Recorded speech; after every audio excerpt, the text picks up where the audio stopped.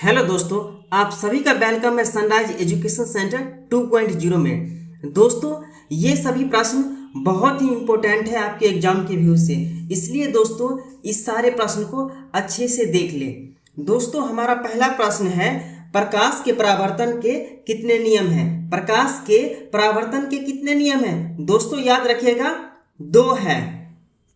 दूसरा प्रश्न है, दाढ़ी बनाने में किस प्रकार के दर्पण का उपयोग किया जाता है? दाढ़ी बनाने में किस प्रकार के दर्पण का उपयोग किया जाता है? दोस्तों याद रखिएगा, अवतल दर्पण। दोस्तों, हमारा तीसरा प्रश्न है, समतल दर्पण द्वारा बना प्रतिबिंब हमेशा कैसा होता है? आभासी होता है। समतल दर्पण द्वारा बना प्रतिबिंब हमेशा आभासी होता है। दोस्तों, हमारा चौथा प्रश्न है, वाहनों के साइड मिरर में किस दर्पण का प्रयोग किया जाता है? दोस्तों, इस प्रश्न का सही आंसर है उत्तल दर्पण। वाहनों के साइड मिरर के रूप में उत्तल दर्पण लगाया जाता है।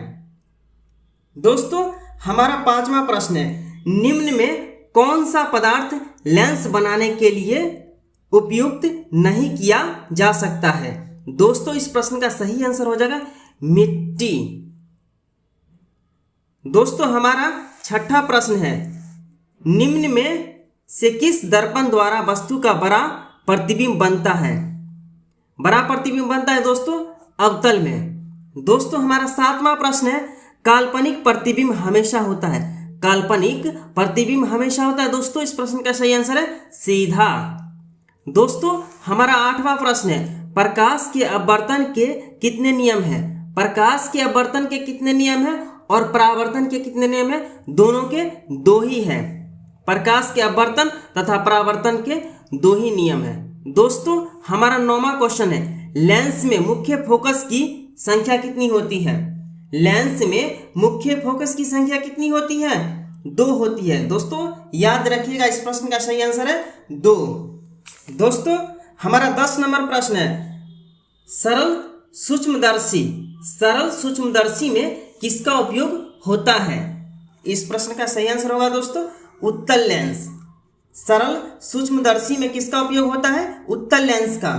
दोस्तों, 11 नंबर प्रश्न है, कौन से लेंस में वास्तविक और आभासी दोनों प्रकार का प्रतिबिंब बनता है? इस प्रश्न का सही आंसर होगा उत्तल लेंस। दोस्तों, प्रश्न संख्या 12, लेंस की क्षमता का ऐसा मात्रक क्या है? इस प्रश्न का सही आंसर हो जाएगा डायोप्टर। प्रश्न संख्या 13, निर्गत किरण एवं अभिलंब के बीच के कोण को कहते हैं? निर्गत किरण एवं अभिलंब के बीच के कोण को कहते हैं परावर्तन कोण। दोस्तों, हमारा 14 नंबर प्रश्न है, एक गोलीय दर्पण की वक्रता त्रिज्या 20 सेंटीमीटर है तो इसकी फोकस दूरी कितनी होगी? एक गोलीय दर्पण की वक्रता त्रिज्या 20 सेंटीमीटर है तो इसकी फोकस दूरी कितनी होगी? हमेशा याद रखिएगा, फोकस दूरी आधी होती है। इस प्रश्न का सही आंसर हो जाएगा 10 सेंटीमीटर। प्रश्न संख्या 15, किसी पारदर्शी माध्यम में प्रकाश किरणें गमन करती है सीधी रेखा में? किसी पारदर्शी माध्यम में प्रकाश की किरणें गमन करती है सीधी रेखा में। प्रश्न संख्या 16, निर्वात में प्रकाश की चाल है। निर्वात में प्रकाश की चाल 3 × 10⁸ मीटर प्रति सेकेंड। याद रखिएगा। दोस्तों, 17 नंबर प्रश्न है, अवतल लेंस की क्षमता होती है? अवतल लेंस की क्षमता होती है दोस्तों ऋणात्मक होती है। दोस्तों, प्रश्न संख्या 18 है, उत्तल लेंस की क्षमता होती है? दोस्तों, उत्तल लेंस की क्षमता होती है धनात्मक। प्रश्न संख्या 19, निम्न में किस दर्पण का दृष्टि क्षेत्र बड़ा होता है? उत्तल दर्पण का। निम्न में किस दर्पण का दृष्टि क्षेत्र बड़ा होता है? उत्तल दर्पण का। दोस्तों, प्रश्न संख्या 20, अवतल दर्पण के मुख्य फोकस पर रखे बिंब का प्रतिबिंब की स्थिति होती है? अवतल दर्पण के मुख्य फोकस पर रखे बिंब का प्रतिबिंब की स्थिति होती है अनंत पर। दोस्तों, प्रश्न संख्या 21, अवतल लेंस के सामने अनंत पर रखे बिंब का प्रतिबिंब की स्थिति होती है फोकस पर। अवतल लेंस के सामने अनंत पर रखे बिंब का प्रतिबिंब की स्थिति होती है फोकस पर। दोस्तों, प्रश्न संख्या 22, किसी उत्तल लेंस की क्षमता दूरी होती है?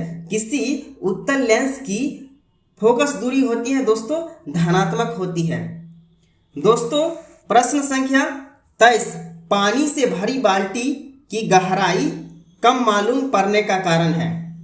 पानी से भरी बाल्टी की गहराई कम मालूम पड़ने का कारण है प्रकाश का अपवर्तन होता है दोस्तों प्रश्न संख्या 24, किसी गोलीय दर्पण की वक्रता त्रिज्या 50 सेंटीमीटर है तो उसकी फोकस दूरी होती है। दोस्तों याद रखिएगा, इसका आधी होती है त्रिज्या का, आधा 25 सेंटीमीटर फोकस होगा। दोस्तों हमारा 25 नंबर प्रश्न है, प्रकाश की किरणों का पथ दर्शाने वाली चित्रों को कहा जाता है। प्रकाश की किरणों का पथ दर्शाने वाली चित्रों को कहा जाता है दोस्तों किरण आरेख। याद रखिएगा दोस्तों, किरण आरेख कहते हैं।